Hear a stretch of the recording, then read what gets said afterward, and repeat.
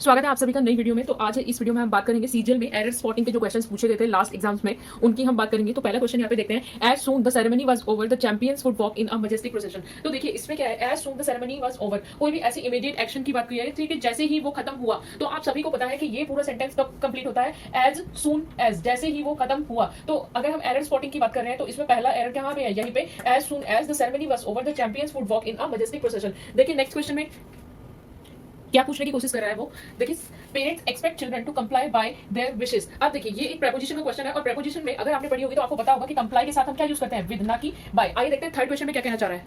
अब यहाँ पे देखिए हमें थर्ड क्वेश्चन दिया गया है, despite of being a small girl she fought the bull bravely. अब देखिए यहाँ पर जो हमें दिया हुआ है despite of being a small girl, बाकी तो ये सेंटेंस सारे ही ठीक लग रहा है, बट यहाँ पे देखिए despite of being a small girl. जब आपको पता है कि डिस्पाइट का जो हम यूज करते हैं वो करते हैं रिगार्डलेस सिचुएशंस में, ओके, किसमें, रिगार्डलेस। और इसका अपोजिट एक वर्ड होता है जो क्या होता है, इन स्पाइट। और इन स्पाइट को हम किसमें यूज करते हैं, रिगार्डलेस ऑफ द फैक्टर्स, जहां पे फैक्टर्स भी दिए हुए हैं। तो ये जो स्टेटमेंट हमारी बनेगी इसमें क्या होगा, in spite of being a small girl she fought the bull bravely. I hope you understand this.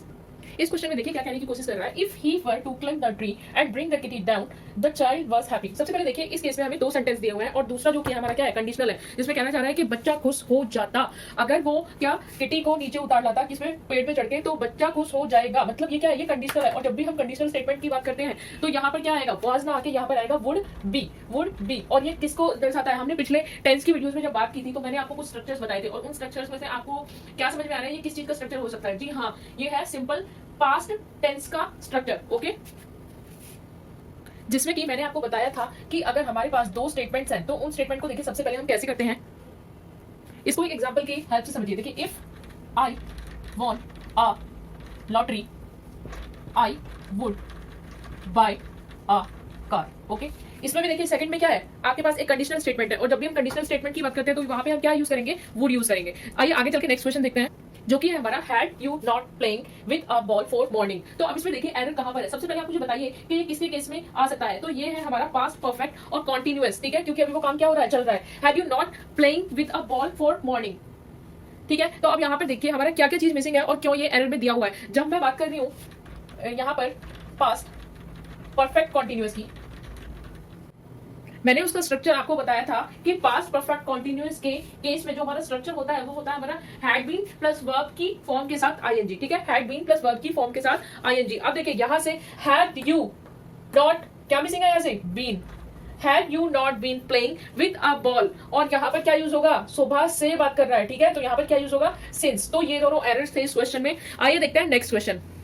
इस केस में देखिए हमारे पास एक एग्जांपल दिया हुआ है, ये 6 क्वेश्चन दिया हुआ है। Each of the student were present for the validatory session that night. मैंने आपको बताया था जब मैंने सब्जेक्ट वर्ब एग्रीमेंट कराया था कि in case of each of, जब इस तरह के हमें वर्ड्स दिए हुए हैं इन कीवर्ड्स को पकड़ने की जरूरत है। Each of the student were present for the validatory session that night, ठीक है। अब मैंने आपको बताया था जब मैंने सब्जेक्ट वर्ब एग्रीमेंट कराया था तो उसमें मैंने बताया था आपको कि जब हम ईच ऑफ की बात करते हैं तो हमेशा जो वर्ब होती है क्या होती है, सिंगुलर होती है। तो यहाँ पर हमारा वर्ड ना आके क्या आएगा, वॉज आएगा। तो ये स्टेटमेंट क्या बनेगी, each of the student was present for the validatory session that night. आइए देखते हैं नेक्स्ट क्वेश्चन।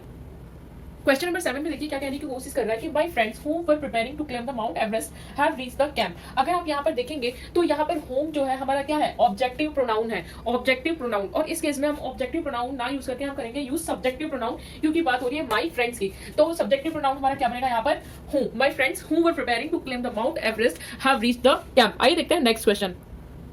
क्वेश्चन नंबर 8 देखिए क्या कहने की कोशिश कर रहा है, Ibrahim return back to the signal and gave his last 100 rupees note to the man who had said he needed help. अब देखिए इस केस में इब्राहिम रिटर्न बैक, देखिए अगर मैं रिटर्न यूज करूं या रिटर्न बैक तो दोनों का मीनिंग क्या है, यहाँ पे सेम है। इसका मतलब जो ये बैक यहाँ पे यूज किया गया है ये क्या है, यहाँ पर सुपरफ्लुअस साउंड कर रहा है, ठीक है। तो ये सिर्फ इतना भी हो सकता था कि इब्राहिम रिटर्न बैक